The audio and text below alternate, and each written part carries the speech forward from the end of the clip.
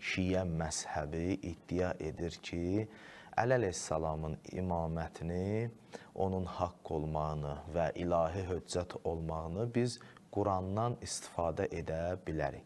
Amma bu, siyasi xəlifə olan Əbu Bəkir və Ömər haqqında əhl-i sünnə dünyası iddia edə bilməz. Çünki onların nəzəri budur ki, Əbu Bəkri şura seçdi, Öməri də cənab Əbu Bəkir seçdi. Bəs gərək ki, əhl-i sünnə dünyası, əhl-i sünnə alimləri bu iddiadan əl çəksinlər ki, Əbu Bəkirlə Ömərin biz Quran vasitəsilə xilafətin isbat edə bilərik. Heç cür isbat edə bilmərsiniz. Axı siz özünüz deyirsiniz ki, birini şura seçdi, birini də cənab Əbu Bəkir seçdi. Bəs bu iddia, bu dəlil Əhl-i Beytə aiddir, Əli əleyhissalama aiddir.